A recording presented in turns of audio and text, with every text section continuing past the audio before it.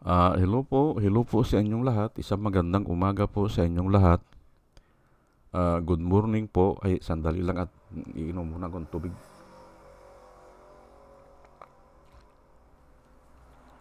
Nakalimutan ko. Ah, Isang magandang umaga po sa inyong lahat. Ngayon po ay 14 ng Hulyo 2026 anyo at ang oras po ngayon dito sa Los Angeles, California ay alas 6:48 ng umaga. Araw po ngayon ng Martes. At nais ko po mag-vlog mga kababayan, mga minamahal, direct po dito sa Los Angeles, California. Mag-vlog patungkol dito sa itong mga patutsada ni Alan Peter Cayetano at saka ni Amy Marcos. At particularly dito sa date na kini-question nila yung date. Ngayon ay isishare ko po yung experience ko patungkol dyan. At hindi lang iisang kumpanya, maraming kumpanya po hanggang ngayon. Sasabihin ko kung ano yung date na yan na hinahanap nila. Bakit ganito ang date? Okay, ang title ko po ngayon ay ano ba ito si Amy Marcos at Alan Peter Cayetano? Parang nagtatanga-tangahan. Hindi ako maniwala na wala silang alam sa pagprepara ng mga report o hindi nila alam papaano gumagawa ng pagsagot sa mga report o paggawa ng libro o paggawa ng kontrata. Hindi ako naniniwala na hindi nila alam yan. Alam nila yan. At yan ang isishare ko po sa inyo. Ngayon, tinitignan ko po yung mga sumasagot doon sa YouTube. Tinitingnan ko isa-isa, ay walang karanasan talaga eh. Walang karanasan. Kaya nga, sinasagutan ko sila, hindi mo naman kako nasubukan nakipagtrabaho na ikaw mismo ang gumagawa ng report o ikaw ang nag-i-edit ng report o kasama ka doon sa gumagawa ng mga report. Lahat po yan pwedeng report o sagot doon sa mga katanungan o gagawa ka ng kontrata o gagawa ka ng libro o gagawa ka ng pamphlet. Opo, walang kwenta yung date na yan kasi mahaba pa yung date eh. Mahaba yan eh. At yan po ang isishare ko sa inyo. Kaya nga ang sabi ko, nagtatanga-tanga lang ito si Alan Peter Cayetano at saka si Amy Marcos. Bakit gusto nila ayusin ang date? Pinapasauli pa yung report at ayusin daw ang date. Ay walang kwenta yung date. Walang kwenta yan. Halimbawa ito dun sa subpina. Ang gagawin kasi niyan, nung pinuno, isusubpina natin ito. Iprepara na yung subpina. Gagawin yan. Pag ginawa yan, ay kung 3 yung attorney na naka-assign dyan, o 4, o 5, mayroon na silang mga form yan. Ngayon ay isusulat na lang yung mga pangalan o ano ang kaso o ano ang gagawin nila. Ganun yan. Ngayon, padadaanin yan sa 4 o 5 sila. Ngayon, i-edit yan o kaya i-correct. Susulatan ng red ballpen. Pero pag nasulatan mo na, ilalagay mo yung initial mo. Ganun po yan. Ngayon, kung binigyan kayo ng isang linggo para gawin yan, ay baliwala yung date Hindi ba? Gagawin nyo ng kahit ano po yan, kahit na yung sagot doon sa nagko-complain sa inyo, sa opisina, may nagko-complain. Ngayon, ay halimbawa, ang complaint ay electrical, ay simple, ibibigay sa akin kasi ako ang sasagot Pero ganun pa man, hindi lang ako ang gagawa ng sagot, pati yung civil, pati yung mechanical, kasi baka apektado rin sila Kaya paiikutin po yan, pati sanitary engineer o yung lahat ng mga engineer. Oh, ayan po. Pero hindi na namin tinitingnan yung date kasi alam namin na ito ay kailangan masagot ito ng within 3 days o within 1 month. Ganun po yan. Tanungin ko po kayo, halos lahat ng mga nagtrabaho sa opisina, pero hindi naman lahat na naa-assign sa ganun sa paggawa ng report o paggawa ng sagot sa mga complaint. Opo. Ako, naranasan ko po na kami gumagawa ng kontrata. Kontrata namin between doon sa owner, doon sa client, kasi project management po kami eh. Tapos, yung kontrata naman ng contractor at saka ng client. Ginagawa po namin yan. At umiikot po yan. Pinapaikot sa amin. Halimbawa, ako ay electrical, mechanical, ay alam ko yung mga term, alam ko yung mga voltahe, alam ko yung power. Kaya pinapaikot po yan. Ngayon, baliwala yung date sa amin Baliwala po yan. Hindi namin pinapalitan yung date. Para malaman nyo kung ano yan. Ulitin ko yan po ay pagsagot yan, hindi ba? Sinasagutan o magbibigay sila ng order na isubpi na ito. Ay sino ang gumagawa yan? Marami eh. Pati nga yung secretary dyan sa Pilipinas, kasama yan eh. Ay kung nag-absent yung secretary, ibang secretary naman ang mag-i-edit o magta-type. At ipapaikot na naman yan. Ngayon, titingnan naman kung mayroong mali. Parating umiikot po yan eh. At yan ang, kunyari, hindi alam ni Aimee, kunyari, hindi alam ni Alan Peter Cayetano yan. Pero ako, alam na alam ko yan. Isishare ko lang po ha. Dito ngayon sa trabaho ko, dito ngayon sa Amerika, isa sa ginagawa ko, ay yung produkto namin, ginagawan ko ng maintenance schedule. Parang libro po yan o pamphlet. Ginagawa ko yan. At pinapacheck ko din doon sa mga kasamahan ko. Kung mali ako, ay simple, sasabihin nila mali. I-encirclean nila, lalagyan nila ng proper word. Ganun po kami eh. Ulitin ko parang preventive maintenance o maintenance o ano yung theory, bakit nabuo namin yan, yung machine na yan. Ganun po ang ginagawa namin. At wala pong kaming date na tinitingnan. Basta sasabihin lang ng mayroon tayong 6 months para ipadala na sa kanila yung maintenance schedule o yung libro po yan eh, libro na makapal. Naranasan ko yan.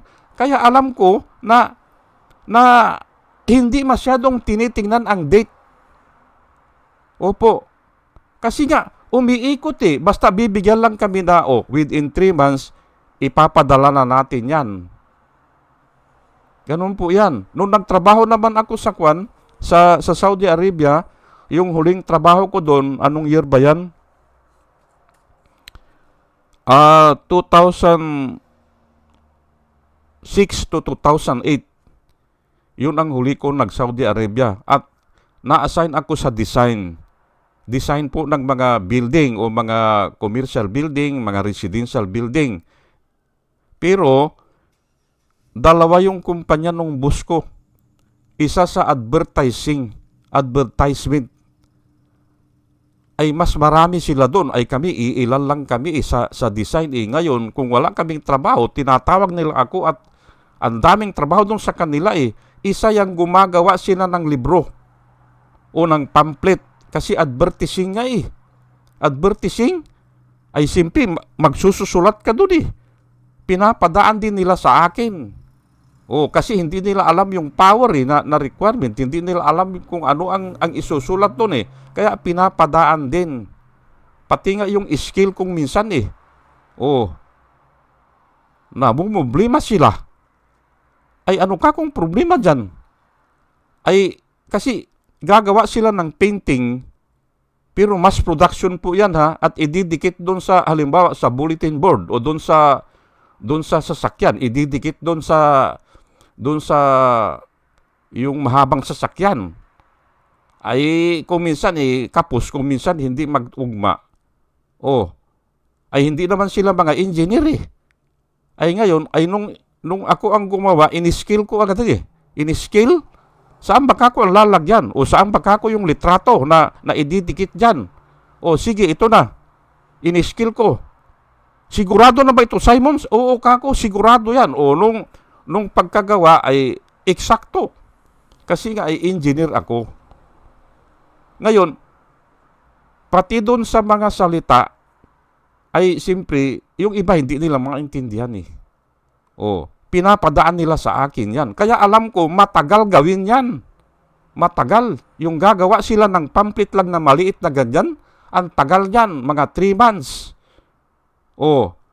Baliwala ang date. Hindi ba? Baliwala Kasi nga, pinapaikot nila Alangan naman na gagawin mo yung date. Hindi ba? Ngayon, doon ako natuto, doon sa yung paggawa ng magagaling naman sila sa English. Yung isang nakasama ko doon bakit kako ang galing mo sa English? Kako ay hindi ka naman attorney. Ay talagang attorney talaga kung magsalita o maggawa ng English Para kakakong attorney. Talagang chinichik niya rin kami kung mali yung grammar namin ngayon at saka ang bilis mag-type. Sabi niya, Simon, nagtrabaho ako sa Makati. Kung nagtrabaho ka kako sa Makati, napasama ko kanya sa mga attorney. Sabi niya, kakong trabaho mo doon? Yan, kanya. Yung mga kaso ay bago isasampayan, ako ang nagtatype, sabi niya. Kaya pala kako ang galing mo. Oo, kanya ako ang nagtatype ng mga kaso. Pero hindi pa final yan, sabi niya. Ako lang yung umpisa. Sabi niya, ibinabato sa akin. Ngayon, ipafinalize ng mga abogado. Tingnan nyo yan, hindi ba? Hindi siya abogado. Hindi nga siya Fine arts siya Fine arts na undergraduate pa. Lahat kasi doon sa advertising namin, doon sa Saudi, mga fine arts yun. Kaya gumagawa sila ng mga drawing, ganyan, ng mga, yung nakikita natin yan sa mga bulletin board. Yan ang ginagawa namin doon. Pero kung minsan, nilalagay din namin sa libro. Kasi gusto rin nilang humingi ng mga pamphlet o libro. Ayan po, kaya eksperyensado po ako dyan. Lahat ng ipapagawa sa'yo, hindi naman gagawin niya ng isang araw. Hindi ba? Kaya baliwala yung date. Bibigyan lang kayo ng taning. Ito kontrata natin. Gagawa tayo ng advertisement dyan. Ganun. Dito naman sa Saudi, dito sa Amerika, ang experience ko naman ay na-check ako nung isang kasamahan ko. Kasi pinalitan ko yung word na particulate. Ay in-encircle ko, nilagyan ko ng particular. Ay hindi ko maintindihan yung particulate Ay pinuntahan ako nung mechanical engineer. Bakit mo gustong baguhin yan? Sabi niya sa akin. Hindi ko maintindihan yan Ano ba kako yan? Yan yung particulate, sabi niya. Yan yung maliliit na bagay na nahahalo sa tubig at yun ang tatanggalin natin. Particulate. Ganun ba kako, sir? Oo, kanya. Natututo ako. Pero ganun ang ginagawa namin. Bago namin isinudmit yung libro. Hindi ba? Kaya ako, alam ko ito. Itong ginagawa ni Amy Marcos at saka ni Alan Peter Cayetano, walang kwenta yung tinatanong nila. Walang kwenta. At ito nga isishare ko sa inyo. Ito kahit na baguhin yung date o hindi, basta hindi lang lalagpas dun sa time frame, okay na po yan. Parehas lang yan kasi ang tinitingnan ay yung mensahe. Yung complaint na si Sarah ay doon sa video, ipinakita doon sa video na siya ay may threat. Napapatay niya o pupugutan niya o gusto niyang pugutan ng ulo si Bongbong. Ayan po, yun po ang mahalaga doon. Hindi yung date. Baguhin mo man ang date ng complaint mo o yung subpina mo, subpina po eh. Bakit daw yung date ay ganun? O, bakit yun ang sinisita nila? Walang kwenta yun. Kahit na ang subpina ay inisyo kahapon o ngayon, ay parehas lang yan. Unong makalawa. Basta hindi siya lalagpas doon sa time frame na ibinibigay nung superior nyo. O, may time frame tayo dyan na 1 linggo lang. Gagawa tayo ng subpina dyan. Yun lang. Kaya hindi nababaguhin yung date talaga. Ngayon, ito po at para maintindihan nyo po Genesis 1:1, walang date kung kailang ginawa po ang mundo. Ano po ang sinabi lang? In the beginning, God created the heavens and the earth. Bakit? Ay, tama na yun eh. Hindi na ibinigay ang date kung kailang ginawa. Basta ang sinabi ay in the beginning. Hindi ba? Yung kauna-unahan, ang gumawa ay ang Diyos. Ang gumawa ng langit at lupa ay ang Diyos. Tapos na, hindi ba? May date ba dyan? Wala eh. Kasi nga hindi mahalaga. Pero bibigyan ko po kayo ng example naman bakit ibinigay naman yung edad ni Adan nung ipinanganak niya si Seth. Ibinigay po ang edad niya. O, basahin ko. Genesis 5:3, when Adam had lived 130 years, he had a son in his own likeness, in his own image, and he named him Seth.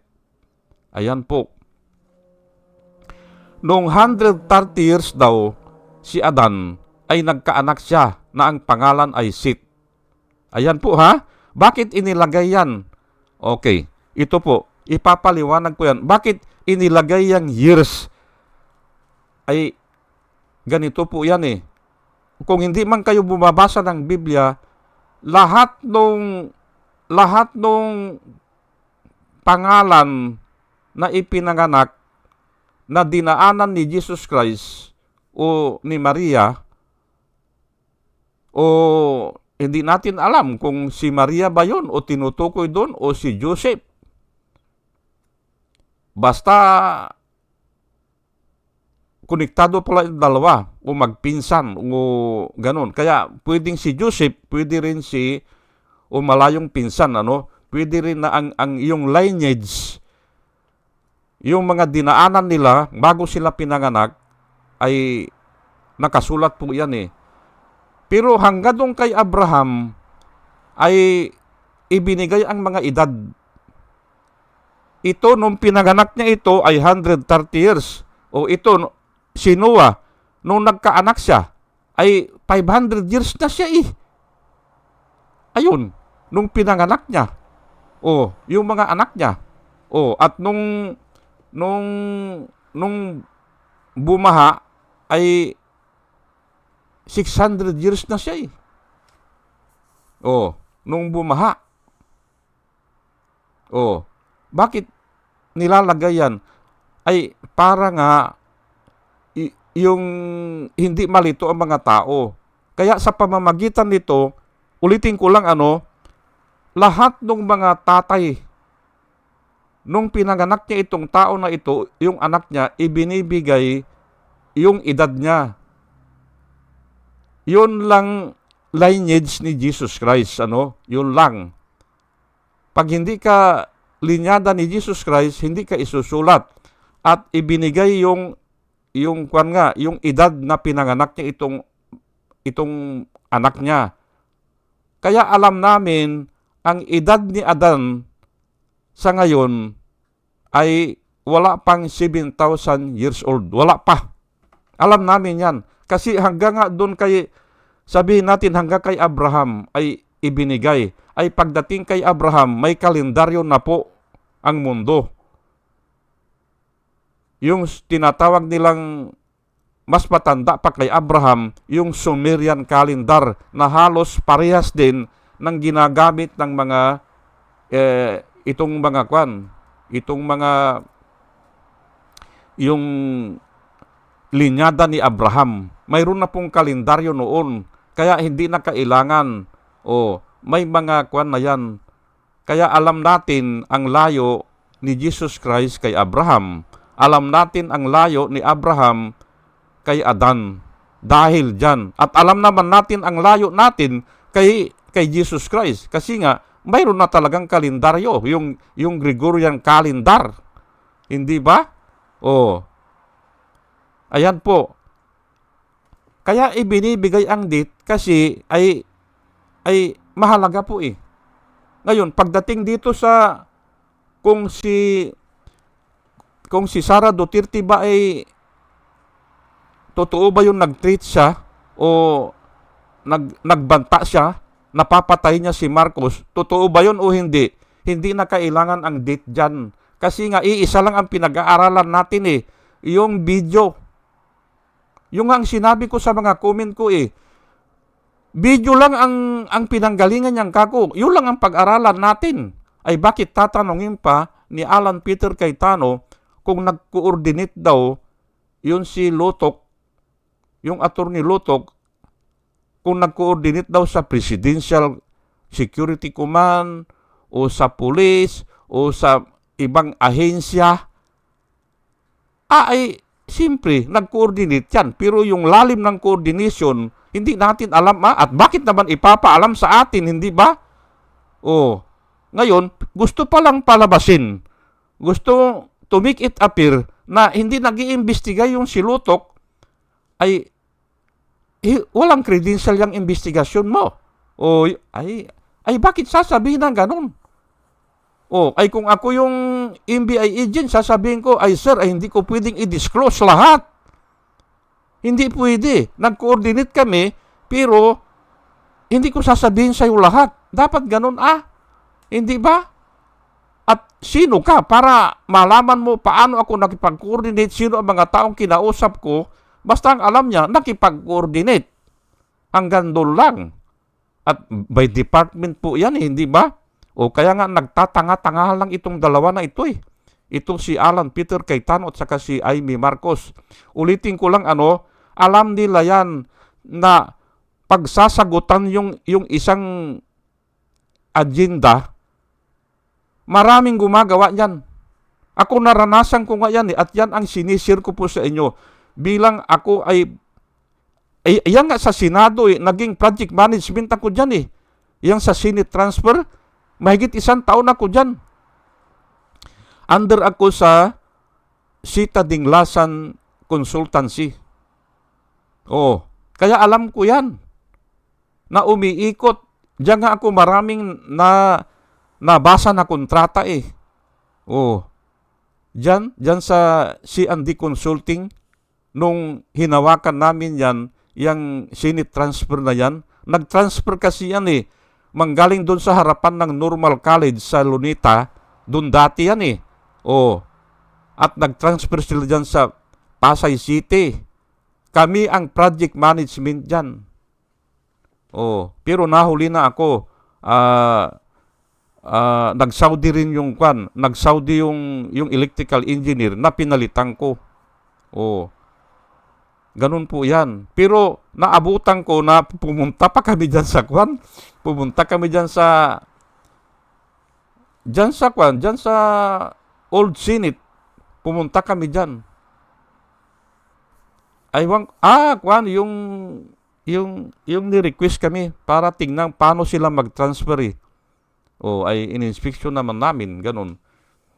Kung ano ang mga mga table, ay simple, ay kahit hindi namin trabaho, ay sige.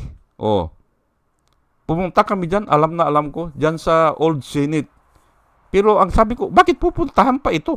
Ay naandun nga sila magta-transfer na sila within a month or within 3 months magta-transfer na. Ngayon, inimbitahan kami doon sa Old Senate.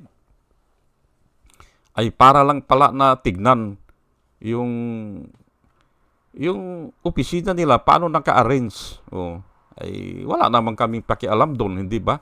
Kasi sa kwan po kami sa renovation ng yung kurbi ng yung GSI is Financial Building Complex Kurbi. Yun po Ngayon, ay ito nga gusto ko lang ipaalala sa inyo na itong style ni Alan Peter Cayetano at saka ni Aimee Marcos ay nilalayo nila ang issue. Yan ang nakikita ko dyan. Nilalayo nila. Gusto nila ang pag-usapan. Bakit hindi? Parehas ang date daw November 6, parang ganun Ay 2 subpina. Ay, pwede naman yan Hindi ba? Nire-revise nga Ang kuwan ko dyan, nire-revise o ini-edit o mayroong bagong impormasyon na idadagdag na naman. Ganun lang po yan Kaya walang hinto po yan. Kaya, para maintindihan nyo, para dun sa hindi pa nakaranas ng ganyan, kasi bihira po talaga ang naa-assign sa kwan yung sa naggagawa ng mga dokumento, bihira po yan, kahit engineer ka. Para maintindihan nyo, yung rough draft, maraming basis yan, yung rough draft. Hindi ba? Kung gagawa ka ng, ay noon, usong-uso pa yung, kung nanliligaw ka susulat ka hindi ba? Ilang basis yan. Kaya nga may rough draft, yan po Ngayon, ay dun sa rough draft, ay hindi mo naman binabago yung date Hindi ba? Yan po ang pinakasimple na paliwanag. Maraming rough draft. Opo. Ay maniniwala naman kayo siguro, hindi ba? Kasi nga ay kung minsan naisulat mo na, nagbago ang isip mo, babaguhin mo na naman Hindi ba? Ay lalo na kung marami ang dinadaanan. Hindi ba? Kung marami ang dinadaanan. Nung junior engineer ako parati akong sinisita nung kwan ko nung supervising engineer ko. Kasi pag sumusulat ako sa Meralco, ako muna Ngayon, sinisita niya ako, mali yan Simon, kailangan may courtesy. Sabing ganun. Thank you sir, sabi ko naman. Pero sinusulat na niya. Tapos, siya na rin ang nagbibigay doon sa secretary para i-type. I-final na yan, sabi. Pero bago niya ipa-final, nag-uusap muna kami. Simon, sabi niya, ito, harsh word ito, sabi niya. Ayun, kailangan parati kang may please. Please be informed. Ganun nga Ayan po, yan lang po ang ma-share ko sa inyo.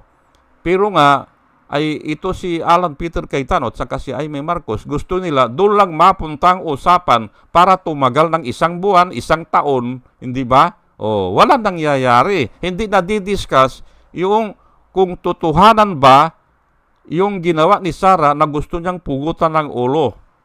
Ay ako 100% po diniscuss ko na po yan dyan sa YouTube, dyan sa yung mga sagot ko dyan. 2 lang kako ang titingnan ko dyan. Capable ba o able ba at saka willing si Sarah? Ay parehas po He is willing and he is able. Tapos na yan. Ano pa ang pag-uusapan dyan? Yung date? Yung hindi na yun.